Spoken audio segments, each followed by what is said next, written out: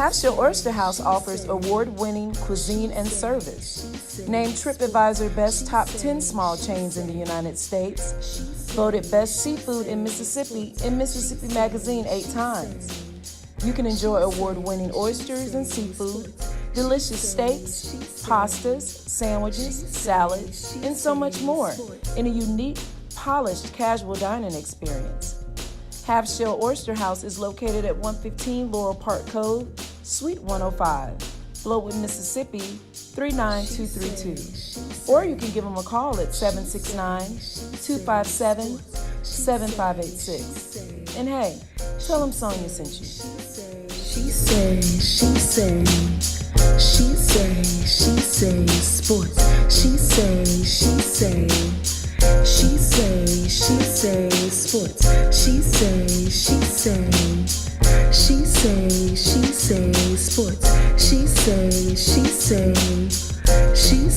She say sports.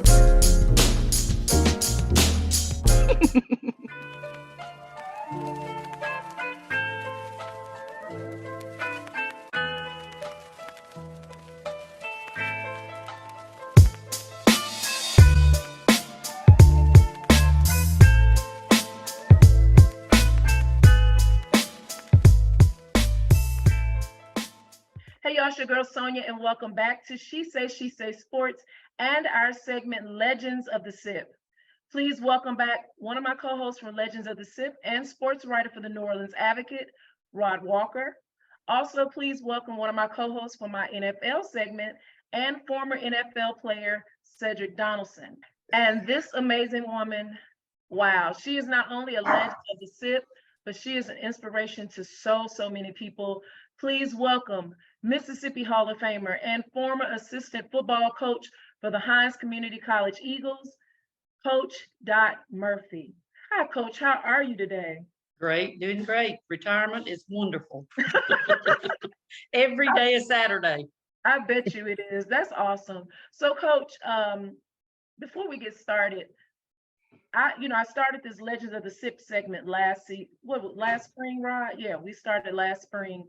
And right after the first or second show, Percy, Cedric's brother, he reached out to me and was like, you need to get Coach Dot Murphy on the show. And I'm angry because I was like, who is Coach Murphy? And he was like, she was, football coach at Hinds. And I'm like, really? So I was real intrigued. But that first season, we only did basketball legends. So I reached out, said, we've been talking about it. What, about a year now? I'm in the Hall of Fame because of the basketball. Not the coaching. Right. But I only knew about your football, though. So I didn't know. And so I'm just picking at you. That's okay. okay. So I told Sid, I was like, I got to get on the show. And here we are. I'm so glad that you are here with us today. Thank you so much. I know you're retired and just having a great time, but thank you so much. Thank you for inviting me. I really appreciate it. So, Coach, as I was doing my research on you, I usually always ask, the first question I always ask, where did your love for sports begin? But I realized in my research that you played tackle football with 10 male cousins. So I played tackle football with some of my male cousins. I did. So did your love for sports begin then, or had it already started? My dad was a coach. Okay. And he used to take me to the girls' basketball practice in the afternoon at school. We lived on campus, a small school in the Delta. Mm-hmm. And he would come by and get me in Louise High School. It's not even there anymore. But I got my first basketball when I was 1. My parents gave it to me. And I guess the good Lord instilled the love and the desire to play. That is awesome. So do you credit your playing tackle football with your cousins, and also, I mean, at 1 year old, they already had you a basketball. Do you credit that as helping you be the athlete that you became? Oh, goodness. I mean, when you love something and when you want a tricycle, your parents give you a tricycle. But my dad and mom were very supportive, very encouraging. My dad, as a coach, taught me a lot. And I just, as long as I can remember, I've just loved the sport, That's awesome. basketball. Never dreamed about coaching football. I coached college basketball for 7 years, and we ended up deciding to have more than one child, and I knew that I was going to have to be the one to make the decision to change, but the good Lord took that and opened some doors that I never even thought about. In fact, I thought they were kidding when they first started talking to me about it.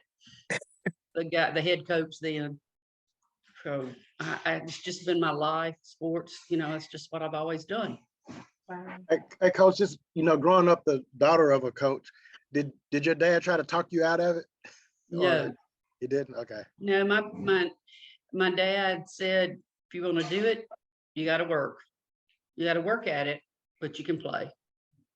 And I just loved it. And I've got some natural, at that time, I don't have much natural ability anymore, but it retired when I retired, I think. But the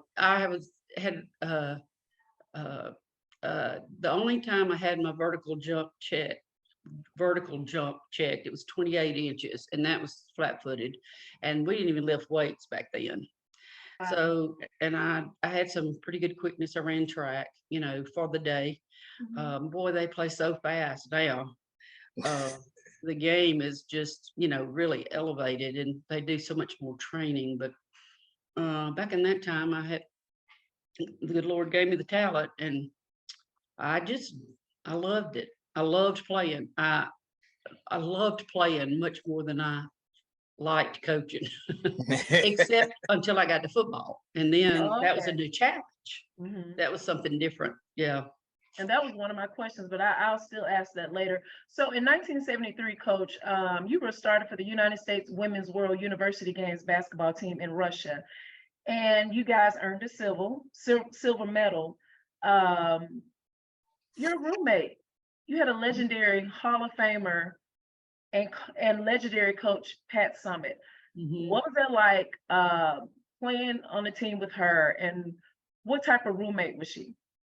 Oh, she was great. She was very encouraging, and she loved it like I did. And she loved basketball. She grew up playing in the barn attic at her parents' place. And she had, I think it was 3 or 4 older brothers, and she played against them, and she had a younger sister. And, they didn't feel sorry for her because she was a girl, and she was tough, and her daddy was tough. But it was fun. We were all seeking the same thing. We were all in shock because we even had the opportunity to be a part of that. It started in the summer of '72. We were roommates in Iowa when they had the first invite to try out for the team. It was like 68 or 70 people trying out. And then they selected 12. And fortunately, Pat and I both were one of the 12. And then we spent about 6 weeks in Boston the following summer before we went over to Russia. And they invited 6 more people in that year, and then selected the 12 that would go. Hey, Coach, I know that was the United States women's first time in that, but how good were those Russian teams? What was that Russian team? Well, their teams during that time were a lot like our teams are today. They had a job, but I think it was working out in the gym. And at that time, I believe the age limit was like 25 or 6.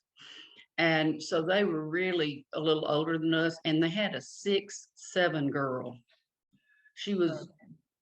That's the tallest human I've ever seen. But the thing about them, I was not as impressed with their natural ability as with their polished fundamentals. They just didn't make mistakes. They could score. They ran a very disciplined offense, and they gave us a good whipping. Hey,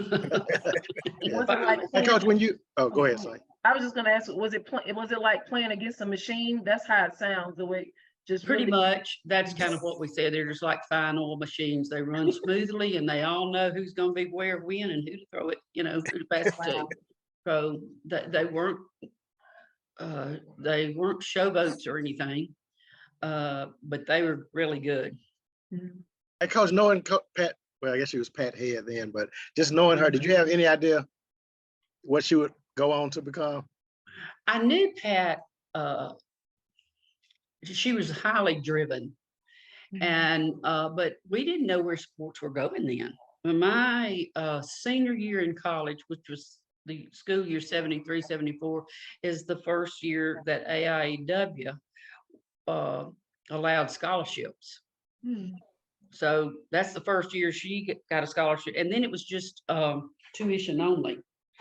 So we really didn't know where it was going, but knowing how driven, that she always was, and she went to Knoxville to work on her master's, and she was gonna help with the basketball team, and the lady who was the head coach left, and at the age of 22, she became the head coach.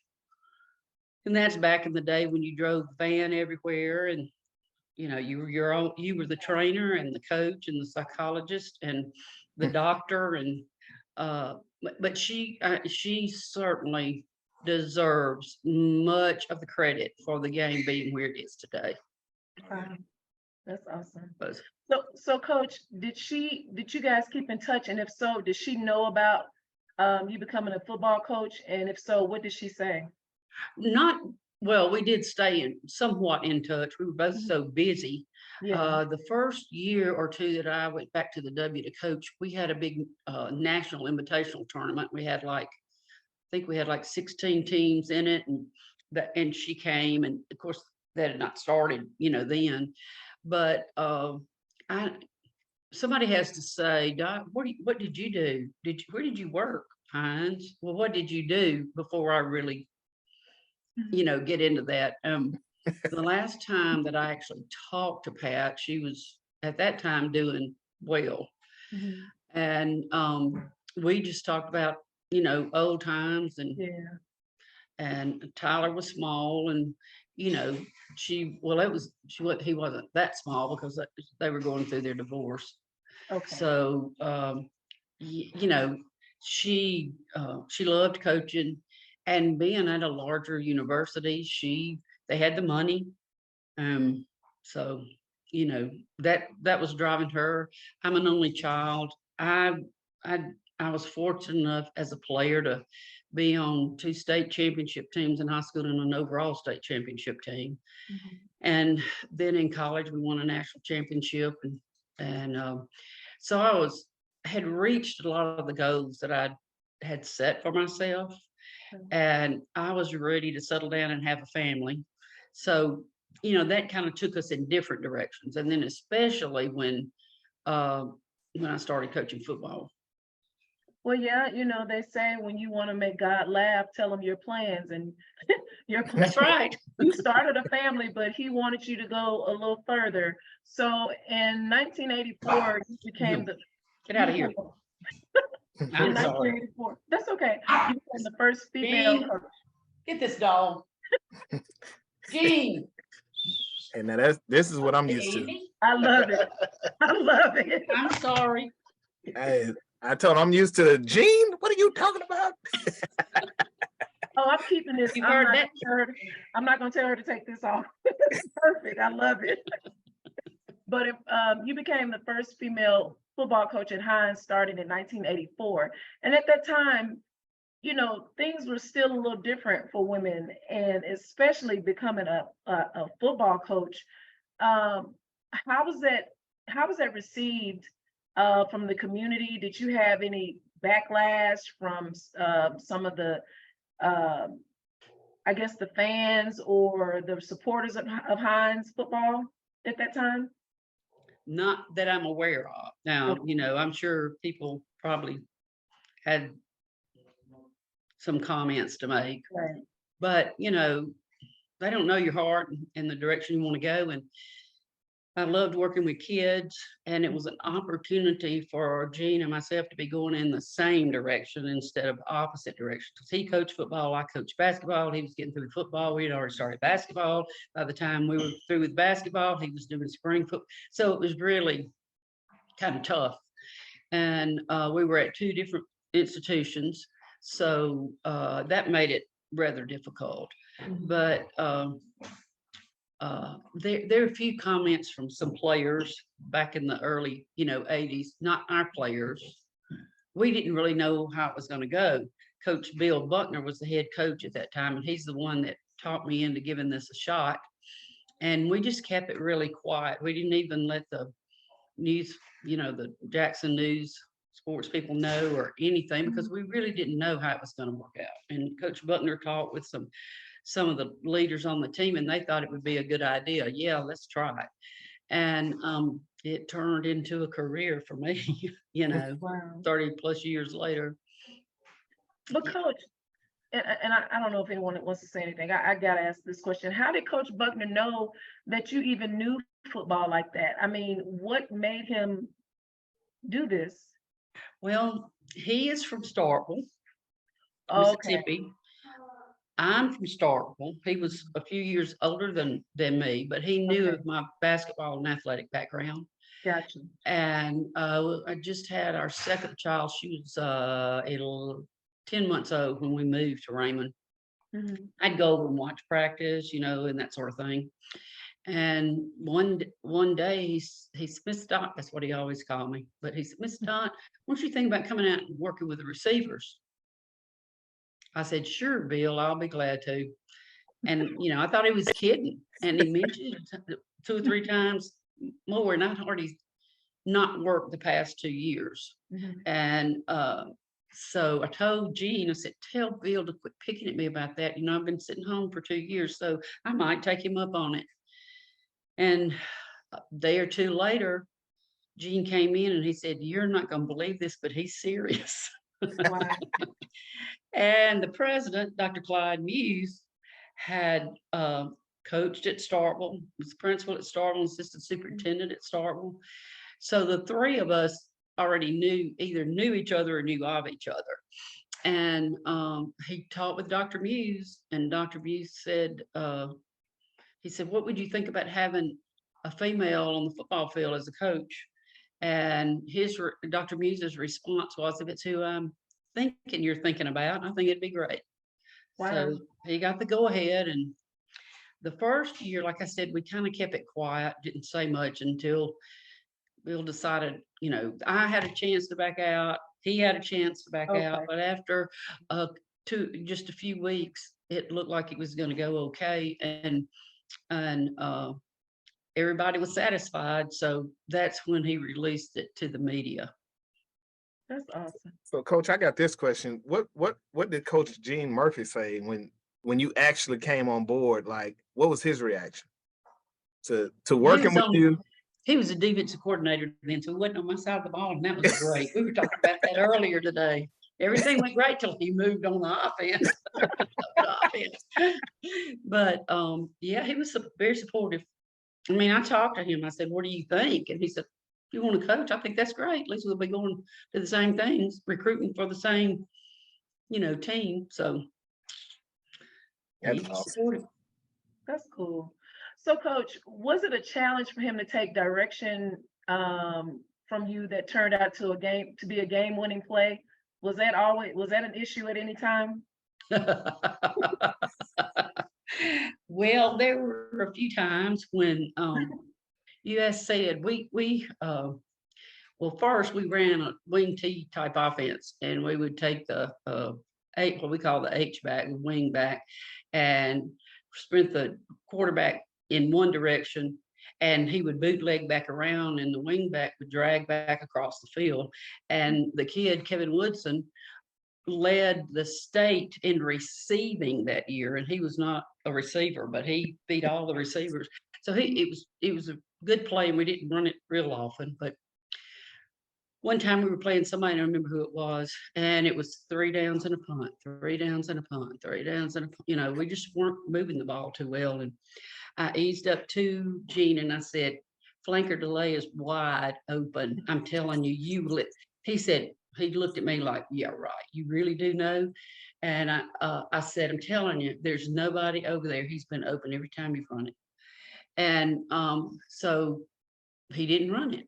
3 downs and a punt.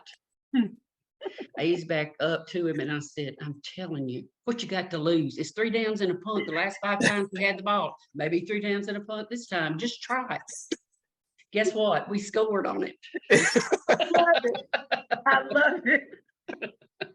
And so he was hooping and hollering, and I want to say that touchdown put us ahead, but it's been so long ago, I don't really remember. But he was jumping around, and I eased up to him, that little smirk, and he stuck his hand behind his back like, give me 5, but don't let anybody see it.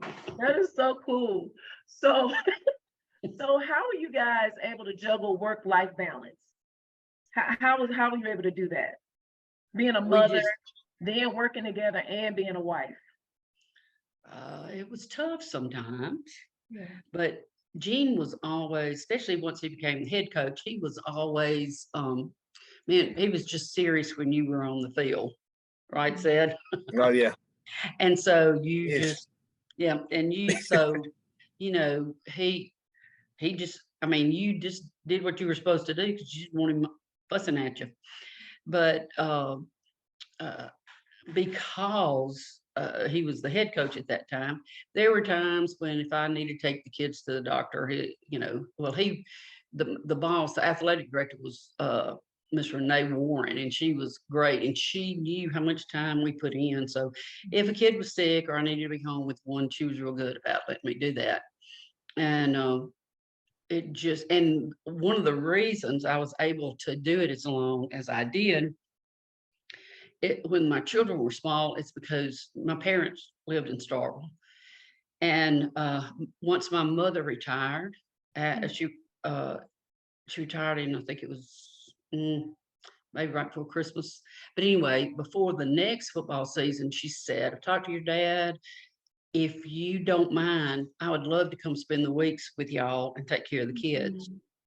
And so that's what made it work. You know, that's why we were able to kind of juggle it, because they were always there. My dad would bring her on a Sunday, because we usually had to practice on Sunday afternoons if we played Thursday games. And then he would come back for the game, because he coached football too at one time. And they would go home Friday. She would come back. He'd bring her back the next Sunday. So they both enjoyed it. My mother especially really loved being with the kids. Because you and Gene never got tired of being around each other. Look at Should I tell you I'm flying out to Hilton Head tomorrow Oh, okay. with Don't some answer other then. friends? Okay. Girls trip. But you know, not really. We just fuss and talk about one or whatever, you know. Said will tell you, Gene is was very focused as a coach. And I mean, he was like, you know, a hunting dog walking in on setting some birds. I mean, he was there, and you had to learn to, you know, deal with that. It just worked for us. Are you all talking about football at home though, over dinner, like nonstop football, 24/7? Back in the day, Back then, yeah. we would some. Okay. But you know, I think my strength was working with individuals. You know, I mean, pushing them to become hopefully the best that they could be. He was the brain behind the game plans and plays and, you know, all that. He did chart plays. We had Reggie Dillon was right by our side most of the time, and he would chart the plays. But we went to a one back offense. I don't remember when we did that, early 90s, I think, maybe 93. And he said, we're going to signal the plays in, and you're going to have to figure out what the signals are going to be. So you know, I did that. And so this was in the summer. So by the time the guys came in, he still didn't know what the signals were. So he would tell me what play to run, and I would signal it in. Well, he found out that released him to be able to go sit in the press box so he could see better. And and he would call the plays, you know, from the press box. We had a couple of times when we went to Mississippi Gulf Coast one time, and I think it was in middle of October, and played them in Pascagoula, which is down on the water, and a hurricane was coming in. So they moved the 2 o'clock game on a Saturday to an 11 o'clock game. And we were probably 3 or 4 touchdowns ahead, and he was yelling in my ear. He just kept yelling. He kept yelling and kept. I said, if you don't stop yelling at me, I'm gonna take this headset off, because I thought he would stop. Well, he didn't. So I took the headset off and I said, Reggie, give me that chart. So I looked down through there and I said, okay, this series worked. So that's what I started calling. And we got the ball. I think we may have scored then, got it down the field. Were you on that team? Nah, I don't think so. When were No, you there? I got there. I got there 5, 94, 95. No, 94, 95. Must have Yeah. been 96 or 97. Anyway, that was one time. And then another time we were playing at East Central Community College, and Gene we met at halftime, and then he decided he was going to go back over to the press box, which was on the home side and not on the side we were on. And we were receiving, and there was no Gene on the other end of the phone. He had not been over there the first half, I don't think. So he didn't know where he was going. And he went to the wrong end, and there was no headsets. There were no headsets in there. And I thought, you know, we got to do something. And I told one of the coaches, I said, we probably need to look at this. We're going to have to call the plays if Gene doesn't hurry up and get on the headset. And that particular coach walked to the other end of the field. I said, Bird, give me the chart again. So, you know, we did okay. We did okay. Yeah.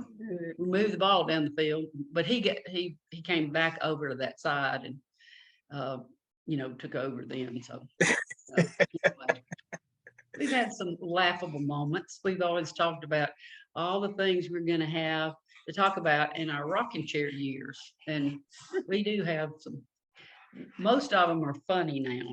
Yeah. Hey, At the time, I want to know, what did you think that the day when we had practice outside, it was freezing cold, and you know, everybody was like, oh man, it's too cold. We thought maybe we were going to gym, and Coach Murphy thought it would be a good idea to pump us up by taking his shirt off and running around the field like a bald eagle. like a bald eagle, that's right. Like a bald eagle. And it was freezing cold out there, but he got everybody hyped. We went out, we had a good practice. The next day he came in, you know. Then you want to say, was it worth it? Was it worth Yes. it? But he got y'all motivated. It was worth it. It was motivating. Yeah. Yeah. Well, Crazy. He and Coach Dykes both were crazy. Oh yeah. Yeah. Sometimes you have to be a little bit crazy to coach. yeah, I bet. So, Coach, were you mom on the field and off the field with your players? I hope so for a while. I guess I started in '84, and I think I took over the training. We didn't have an athletic trainer, so we had another coach doing that, and I helped him. And so he said, you want it? I said, I'll take it. So I started doing the training, and I did that up until from '85 up until, I don't know, maybe '93 or '94. Yeah. And so I really got to know the guys a lot better, you know, all of them. And some of them called me Mama Coach, you know, but what great guys we had. I mean, they were not just great athletes. They were I'm so proud of, you know, what some of them said or doing now. When he came back and said, I think I want to go to PT school, I thought, wow, that's excellent. That's a great idea. No, And that's yeah. what I was going to ask you. You know, you coach some future NFL players, Cedric being one of them. I mentioned to you James Williams, J-Dub.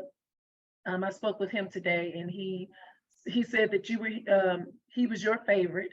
I laughed because I don't know how true that is. But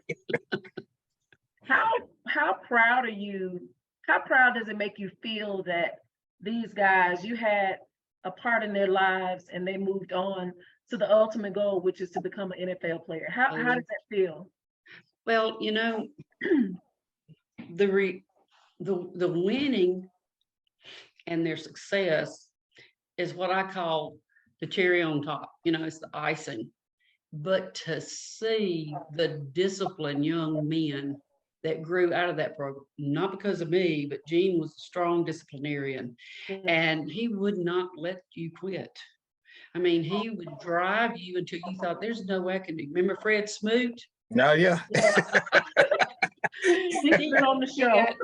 I used to call him Smooty Booty, and he got him one day, and he used, if they cut class or he kept having, one of them he had an issue with the teacher and it was repeated, he would take them on Burma Road. You probably couldn't do that today, but he took them out. We have an airport at Hinds, and he would take them out to the airport early in the morning on a back road that nobody ever, you know, came down at 5 o'clock in the morning, and make them run, and they'd have to run, and he would follow them and behind them.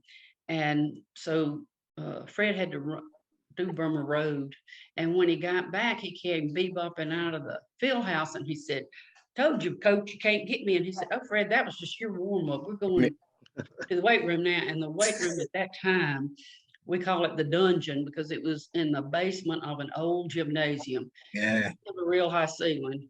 I mean, it was rough, dark and dingy. And he would go in, and Dean would go in and set the trash cans up. And the new ones were like, "What's that for?" He said, if you get sick and you don't want to clean it up when you get through, you better make sure you hit the trash can. The trash can.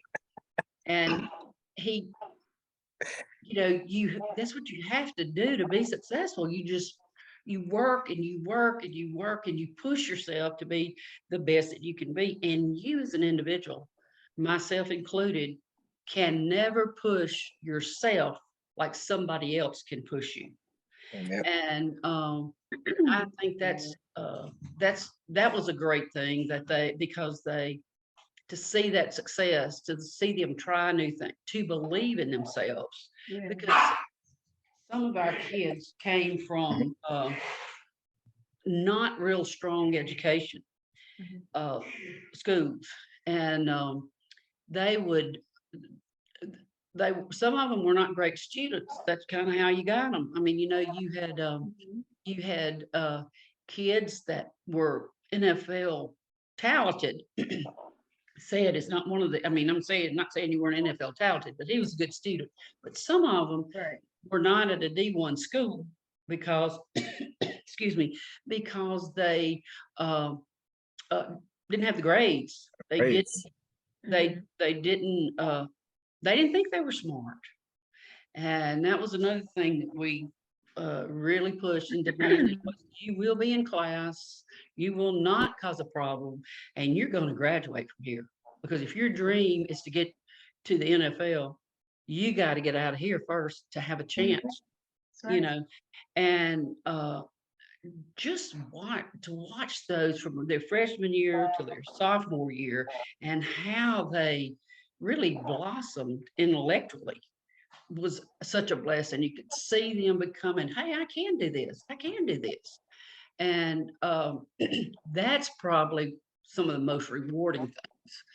Football and all the stuff that went with it was the tool that helped teach them. But these guys were winners and they were workers.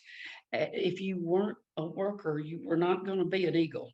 You can't be an Eagle down there with the turkeys, right, Ted? You got to be there with you ain't got that vision. That's right. And Gene used the story of the life of an Eagle to teach these guys how Eagles raise their babies. And they got to a certain point and they got up on the edge of that nest. If they didn't take off flying, their mama pushed them out. Yeah. And that's a big drop. But just before they would hit the bottom, the daddy swoops under them and catches them, and he brings them back up there. Yeah. And hopefully eventually after 2 or 3 times, they get it. And if they don't catch them the third or fourth, fifth time.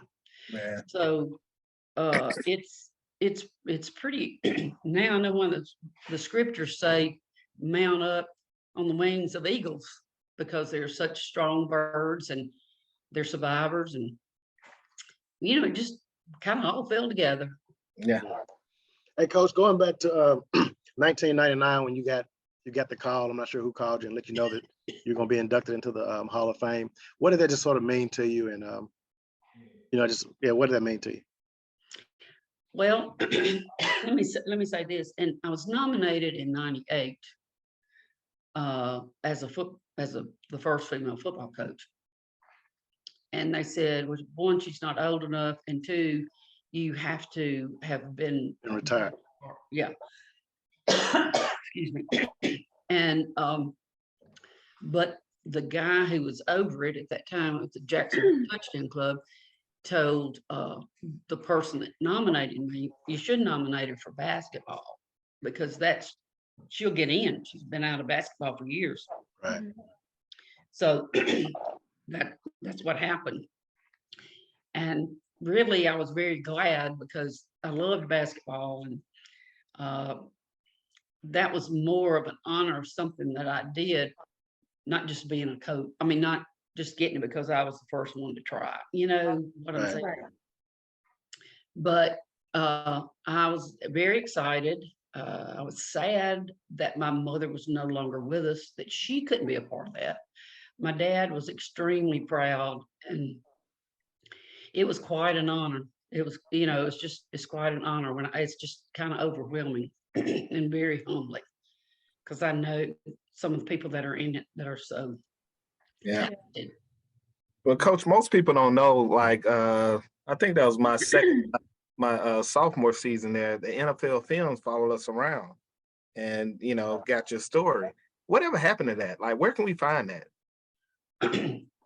I think that you can go, you may can find it on YouTube, but I think you can search for NFL football in America. Okay. And find something. There are sometimes when you put my name in, sometimes that will pop up. Yeah. But yeah, that was fun. I mean, that was fun. That was quite a trip. And I think that producer, an associate producer called me and wanted to know if I was coaching, that they were interested in doing a section, but she wanted to fly in and, look at, she was really she wanted to fly in and look at the campus and, see what they would need as far as bringing equipment and all that kind of stuff. I think that was her way or their way of finding out, did I really coach or was it just, was it just a ploy to say they had a woman football coach?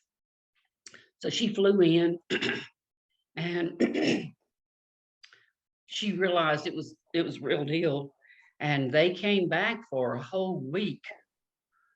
And I asked Jean, I said, what they want to come back and they want to do this for a week. What game do you want me to suggest they come to? And he picked Jones. And that's a big rivalry. And a guy that was our defensive coordinator for a while was the head coach at Jones. And so they came down and they did all their taping. They had hours of taping. And we got beat. We were undefeated at that time. And we lost the game we lost. Yeah. Only game we lost that year. They went the field down on us and everything. No, they cheated. So you played in that game? Oh yeah, Cedric, because you was there. That's right. Yeah. Yeah. And their star player went to LSU with me. So he's always in my ear about that. Yeah, well. Yummy Adams. But then we came back and won the state championship. Yep. And they flew back down for the state championship game. And because I think they realized this wasn't a little junior college intramural type situation. There were guys on the field. Well, the main photographer or the camera guy, he was one of the main camera people with NFL games. Hank, I remember his first name was Hank. He just recently retired a year or so ago, but I mean, he could recognize talent, and he thought, "Hey, this is the real deal. This is, and it was fun. They flew me up the next year. After they did that, my mother passed away in September of '94, and they came. You said you were there 94, 95, or 94, 95? 94, 95. Okay. And then they released it in 1995, but they flew me up for the whatever you call it, where they're gonna reveal a Premiere. movie, and Yeah, the premiere. Brett Favre, which was, he's a Mississippian. They had him there, and Kelly, what's his first name? Jim Kelly. Yeah. Jim Kelly. Yeah, he was there, and some other people for the premiere of it, and that was a lot of fun. We had a good time. Hey, you deserve it. I tell everybody, and Rod, I mean, you've been writing sports forever. But when I tell people that going to junior college, Hinds specifically, was the hardest transition I've ever had through every level. Like going to LSU was a cakewalk. I mean, super easy. Going to the NFL, it was super easy. Hinds, if you made it through Hinds, You can make it anywhere. you can make it anywhere, for real. Yeah, it was right. know- Hey, I walked off the field about 12 times. I quit, came back. My mama was like, "Get that." I mean, it was all kind of craziness, but It was tough. it was tough. tough. And not only tough, but some of the best athletes I've ever seen. Like we had a linebacker, Mark Smith was 200 and what? I don't know. He was huge, middle linebacker. We had Ronnie Taylor And running he was 4.3. a 6'3" or 6'4". Yeah. Mark was. Yeah. Went straight to the SEC and played D lineman. He played linebacker for us. So we had some talent, and I tell everybody, if we had the numbers, Michael Myers. yeah, Michael Myers, Right. Marcus Spriggs, Mhm. if we had the numbers, we could have played like if we for a half, I think we would have gave anybody. That's what I always said. We could play with the big guys for 2 quarters. We just didn't have the depth. Yeah, we didn't have the just depth. You weren't allowed enough players to recruit and Yeah. have that kind of depth. Yeah, but it's a lot of good memories, a lot of fun, and you kind of tend to forget the negatives on the harder things. Kind of become funny now. They weren't Yeah. funny then, but they're funny now. Rod, can I ask you a question? Me? Do Sure. you happen to know Jerry Sklar? Oh, He lives in Birmingham. He used to be the president of the Stallions okay. when they first had a team Okay. years ago. But now they've got a team now, right? Right. But he's 80-something years old now, so he's Okay. retired. Oh, My daddy coached him, and we Wow. stayed in touch a little bit. And Okay. not long ago, he sent me a letter that my dad sent to him. Now you have to realize this little school in the Delta was small. It was a small school, but that guy sent me a copy. He said, I'm not going to send you the real thing because I don't want to get rid of this. But he said, I'm going to make a copy. And I just wondered if he floated around with him at all. Uh-uh. Check Coach, who's into it. Oh, go ahead. Sklar, Jerry Okay. Sklar. Okay. Coach, who's the best player you ever saw in junior college? Because Mississippi's had so many great ones, and not just at Hinds, but anywhere. I mean, who is there somebody that you just remember and you was like, yeah, this is definitely an NFL player? Well, I remember when John Copeland came as a freshman. It took him a little while to kind of get situated. We also had Leon Lett. We had great defenses back then. Right. Real, I mean, and the beginning of John's sophomore year, he was double teamed. by the middle of that year, well, the beginning of the year, he was double teamed. By the middle to the end of that year, Triple I team. saw them putting triple and sometime with 4. I mean, and I guess because of that being earlier, he was at Alabama, and when they won the national championship with Gene Stallings, 92. Somewhere around there, yeah. That's when they played Yeah. Florida, I think it is. Well, yeah, well, so that was in our earlier years when we had started recruiting and went around and talked to a lot of the senior college coaches to see, to form a relationship and find out who they didn't think was going to make it. And I could literally, you could see that, but at that time, John was the one. I mean, he was the real major one. Right. As we got on into the years, we had so many good ones. You just thought we just got a good team. Grady Jackson and Michael Myers, and we've had some phenomenal defensive linemen. Had a few good D-backs. Yeah, just one. Okay. One, two, Just one. Yeah. But no, we had a good, we had a good did have squad. we had a great athlete and a quarterback in 96 and 97 named T.T. Tolliver. Tyler. And T.T. didn't make it in the league. He didn't like to study, and he had a few bad habits back in the day. But we've seen him 2 or 3 times. He's inducted into the Hinds Hall of Fame, and he came up, and it was just, he was so humbled. And he apologized for some things. But hey, you just don't give up on kids. You don't quit because you don't know when their eyes are going to open. Yeah. And he was a phenomenal athlete. He went to Alabama. They wanted him to play in secondary, and he really wanted to play quarterback. So we had him, and we recruited a kid out of Florida that year. I can remember spending about a week in Winter Park, Florida, in the middle. I think it's Winter Park or Garden Park or something like that. Winter Anyway, Park. it was a very small on I-10,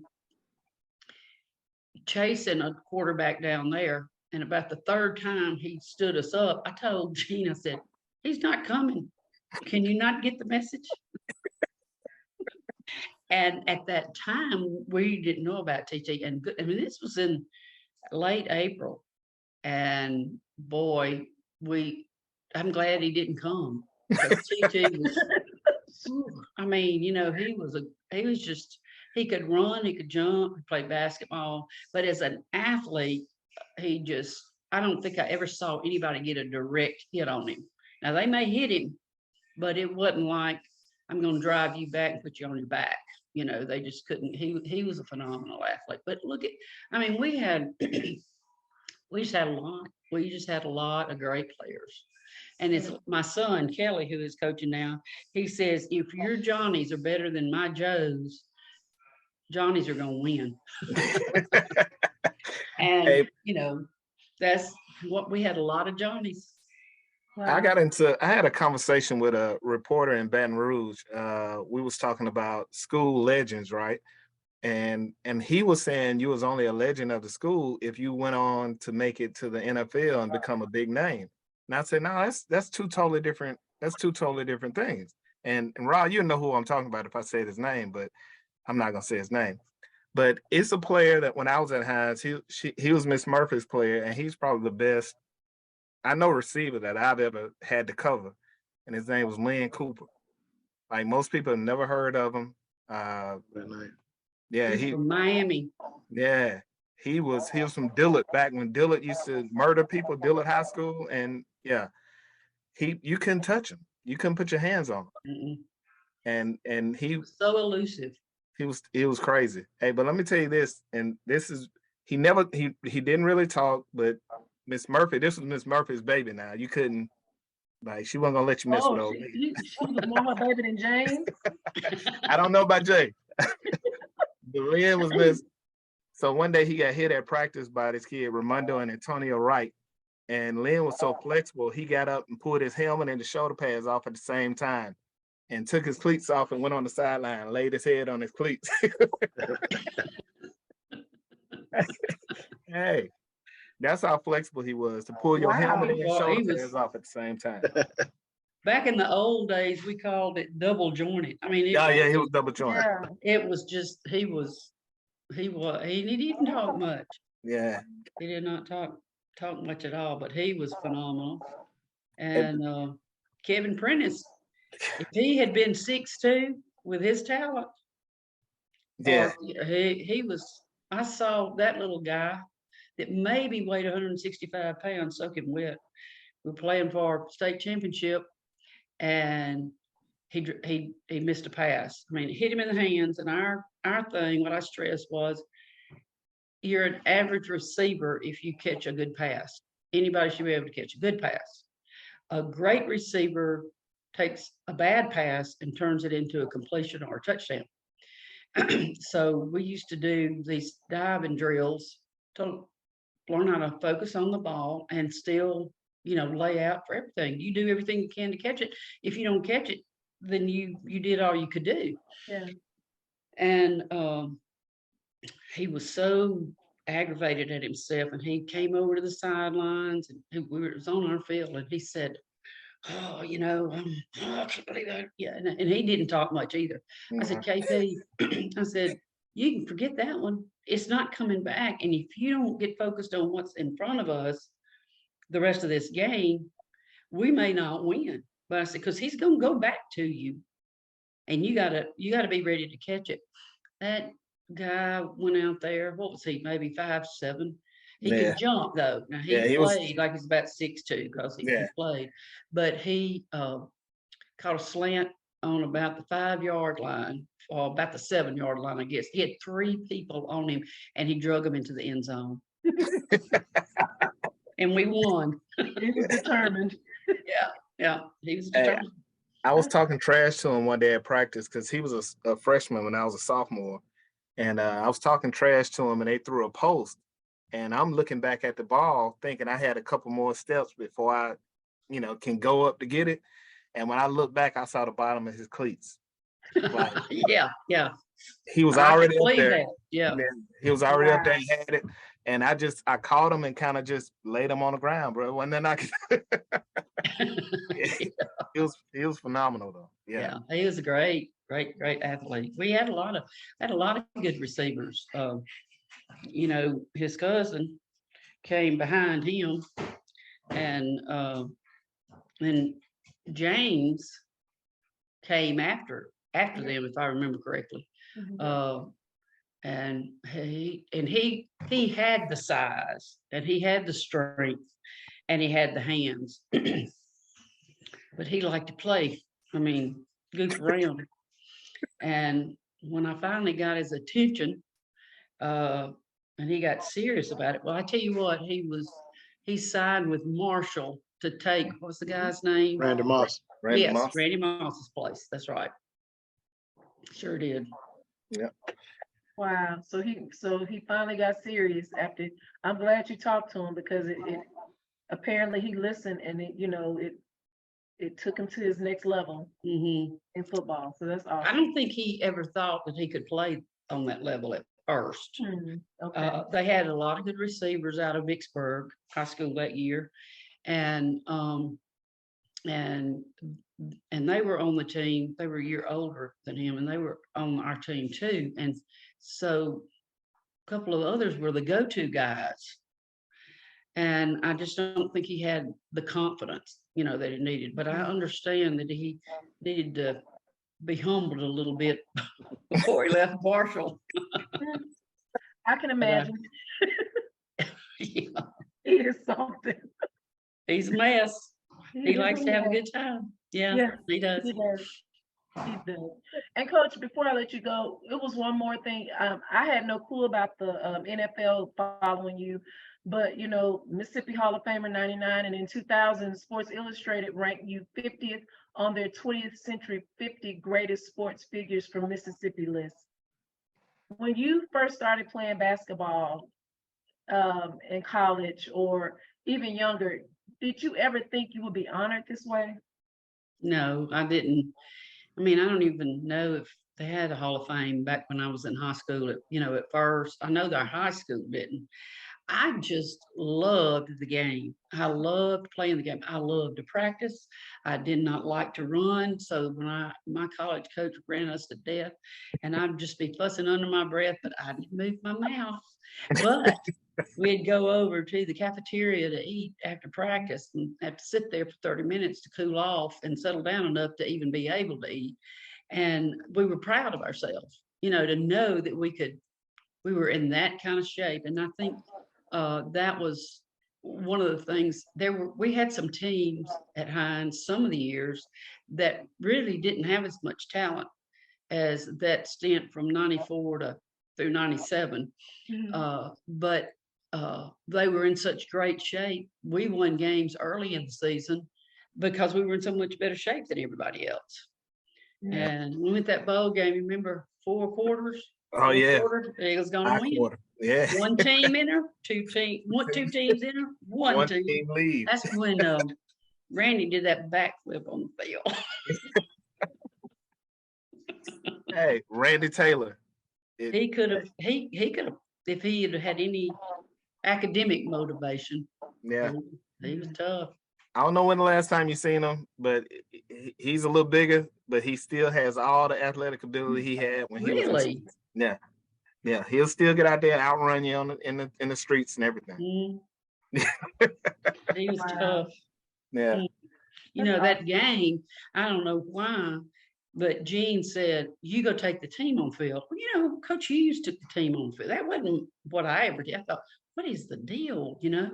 And we walked down to the gate and they came down and we started that chant, and I thought, oh gosh, I hope this doesn't break out in a fight before we ever get on the field. Hey, I'm the smallest one out there, and I'm in the front talking all kind of trash. But as soon as they started pushing, I got behind my big guys. I'm like, we had some fun times. Yeah. So before we let you go, it's a game that we can play. Paul, you can get with this or you can get with that. And what that is, it's a way for the listeners and ourselves to get to know the guests better.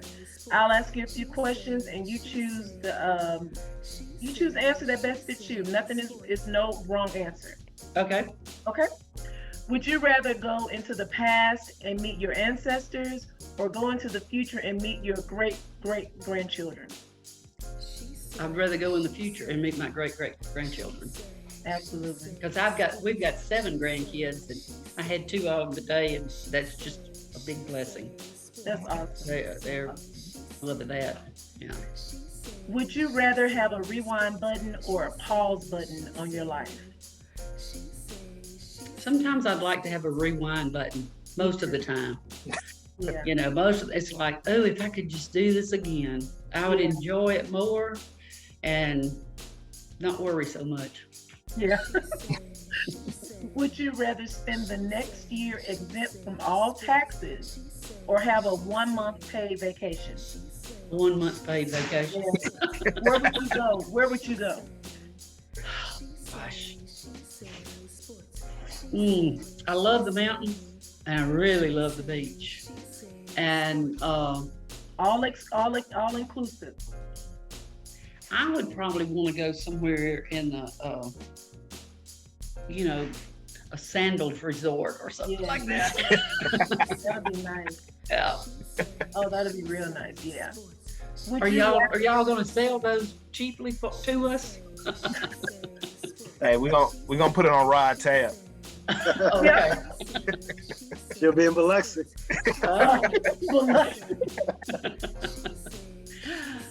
That's okay too.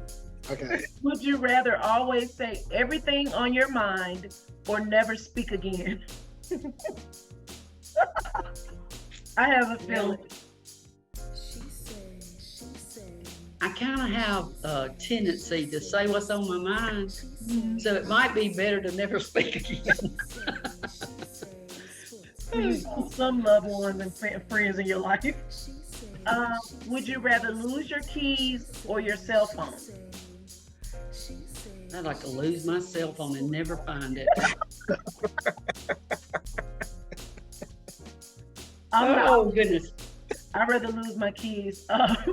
Would you rather have a cook or a maid? A cook. Yeah. Yeah, me too. Would you rather take an action-packed European vacation or spend 2 weeks at the same Caribbean resort? 2 weeks at the same Caribbean. Which would be at Sandals. Yeah. No. Would you rather read an awesome book or watch a good movie? Ooh, I love to read and I love movies. Since you've been retired, what have you done the most, reading or watching good movies? I've done a little of both, Okay. but probably more watching movies. What's one of your favorite movies you like watching? Well, I love the sound of music.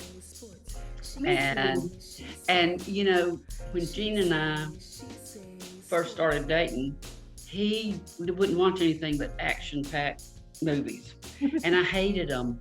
I did not like them at all. I wanted the feel good and everything, kind of like the Hallmark Channel, you know.